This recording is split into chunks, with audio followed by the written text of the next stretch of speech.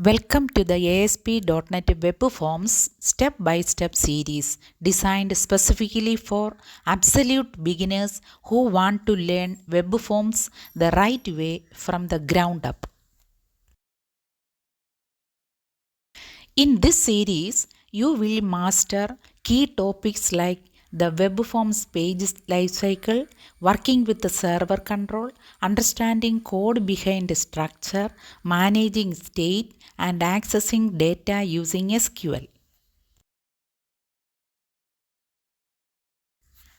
Whether you are a complete beginner, a student preparing for interviews, or a developer transitioning from other technologies, this series is perfect for you. Each video is hands-on with live code, practical examples, and project-based learning to help you apply what you learn instantly.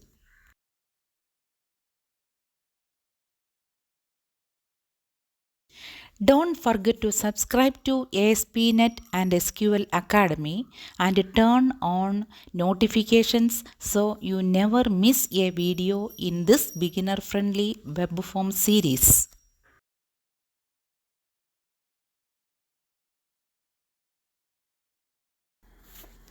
Welcome to ASP NET and SQL Academy.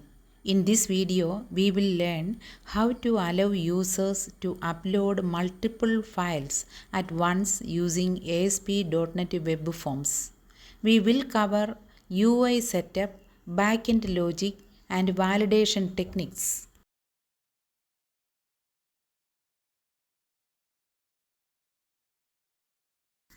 The default file upload control in ASP.NET Web Forms doesn't support multiple file selection. To enable it, we must add the multiple attribute directly in the markup.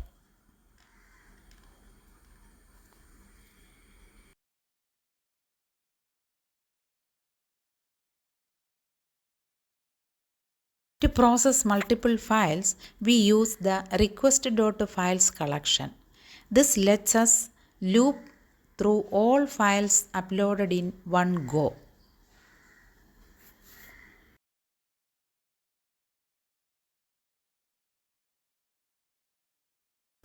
Once the files are saved, it is helpful to show users which files are uploaded.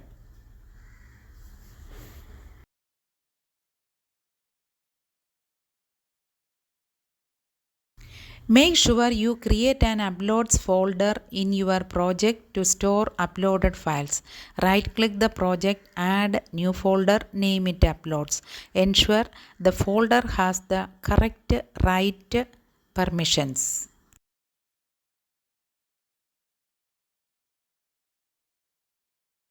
For each file, you can validate the extension and size as shown.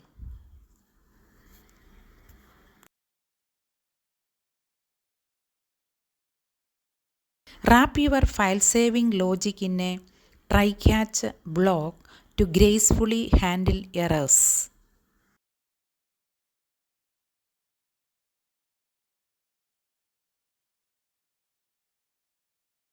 To avoid overwriting files with the same name, rename them uniquely before saving.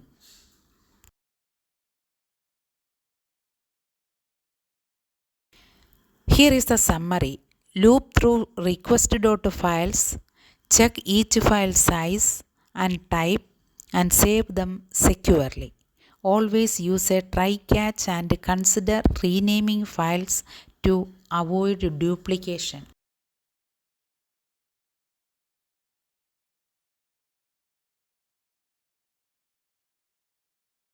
You can use JavaScript to disable the upload button until users pick files. It prevents accidental uploads and makes the form cleaner.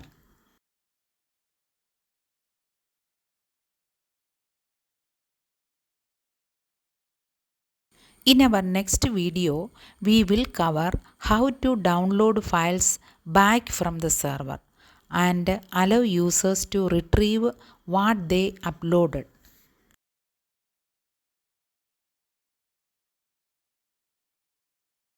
For more control, store each file's metadata in a database. This includes file name, saved path, size, type, and upload timestamp. You can later display uploaded files in a grid and allow sorting, filtering, or downloads.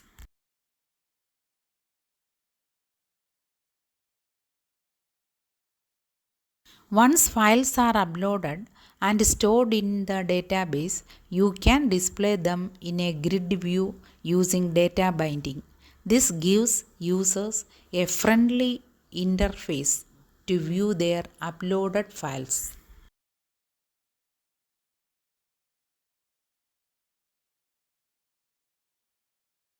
For better user experience, add a file upload progress bar.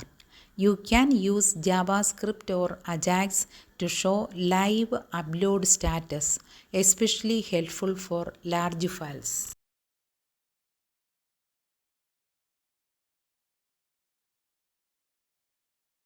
Always secure your uploads folder. You can prevent direct file access using web.config or by storing files outside the web root. Security matters when handling user content.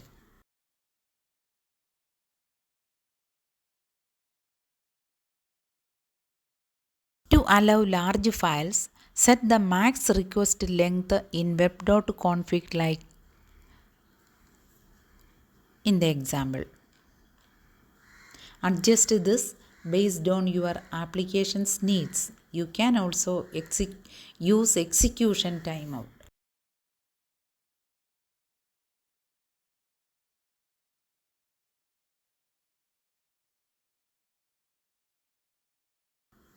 If you are building a scalable app, consider uploading files directly to cloud storage like Azure Blob or AWS S3.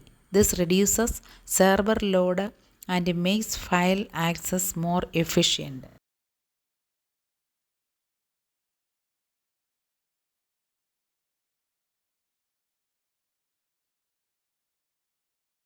Instead of showing raw bytes, convert file size to KB or MB for better readability.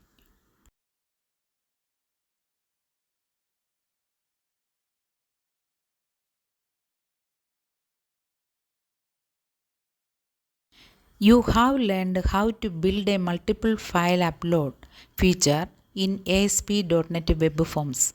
Simple HTML input, a smart backend loop, and secure file handling are all you need.